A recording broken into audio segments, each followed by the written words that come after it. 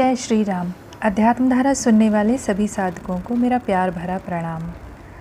आज हम एक बहुत ही प्यारा परम भागवत का एक प्रसंग पढ़ेंगे जो हमको बहुत ही अच्छी शिक्षा देता है। सभी को इसको अवश्य पूरा सुनना चाहिए। तो यह प्रसंग इस प्रकार है कि भाई, यदि तुम मार्ग भूल जाओ तो चिंता मत करो, दुखी भी मत हो। दुखी हो तब जब तुम मार्ग बताने वाले को भूल जाओ।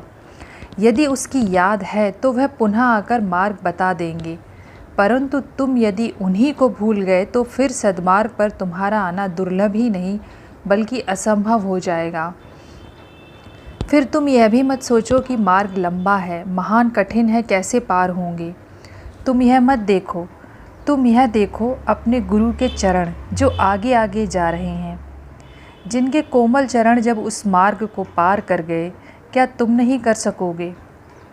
अग्नि पर चलने वाले खेल दिखाते हैं। धधकती हुई अग्नि और जलते हुए अंगारों पर वह नंगे पैर चलते हैं और साथ ही किसी गैर आदमी को भी पकड़कर अपने साथ उस अग्नि में चलाते हैं। वह भी अंगारों पर चलता है, पैर नहीं जलते।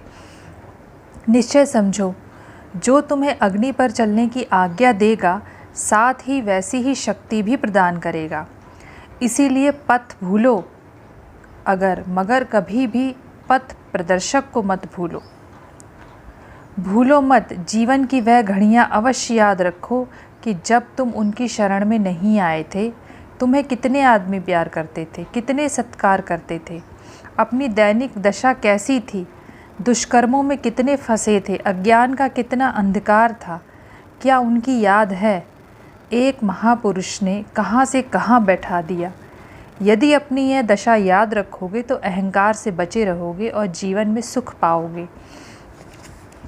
एक मंत्री की सच्ची घटना है। एक राजा ने किसी बात पर प्रसन्न होकर एक बहुत गरीब आदमी को अपना मंत्री बना लिया।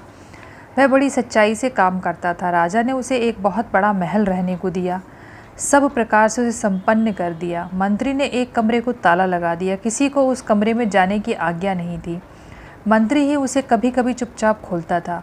बहुत दिन के बाद किसी प्रकार राजमहल से कुछ जवाहरात और बहुत सा धन लापता हो गया, कहीं पता न चला। मंत्री के नौकरों ने कहीं राजा के कानों तक ये खबर पहुंचा दी कि मंत्री का एक कमरा है, किसी को उसमें जाने नहीं देते, यहाँ तक कि उसे भी वह देखने नहीं देते। संभव है वहाँ कुछ मिल जाए। राजा एक दिन मंत्री के महल में अचानक पहुँच गया। सारे महल में घूमा, मंत्री साथ था, हर कमरे को देखता गया। जब उस कमरे पर पहुंचा तो मंत्री से खोलने को कहा। मंत्री बोला, महाराज इसे मत खुलवाइए, यह मेरा निजी कमरा है। राजा ने कहा, अरे देखे तो सही आपका निजी कमरा कैसा है, उसमें क्या है। मंत्री ने लाचार होकर वह कमरा खोला। राजा ने देखा कि उसमें कुछ फटे पुराने चीथड़े, टूटे फूटे बर्तन और एक टूटी सी चारपाई रखी थी। राजा अवाक रह गया, पूछा यह क्या है। मंत्री बोला, महाराज यही आपसे मिलने से पहले मेरी सारी संपदा थी। आपके साथ रहने से जो मुझे पूरा वैभव मिला है, मेरी प्रतिष्ठा होती है, उससे जब कभी मेरे मन पर उसका प्रभाव पड़ता है तो आकर इसे देख लेता हूँ। इसके देखते ही मुझे यह याद आ जाता है कि मेरी दशा तो ऐसी ही थी। यह जो सारी संपदा और वैभव है वह तो आपके दर्शन से तथा आपकी दया से ही मिला है। आप जब चाहें इसे छीन भी सकते हैं, इसीलिए मैं इस सब के अभिमान से बच जाता हूँ। राजा मंत्री की ऐसी सच्चाई देख अत्यंत प्रसन्न हुआ। आज देखो हमारी क्या दशा है। साधना थी निर्विकार होने की, विकारों के स्वरूप ही बन गए हैं। साधना थी भगवान को याद करने की, पर स्वयं ही भगवान बन गए। साधना थी मुक्त जीवन बनाने की, जीवन को और भी भोजल बना दिया है। कैसी दशा।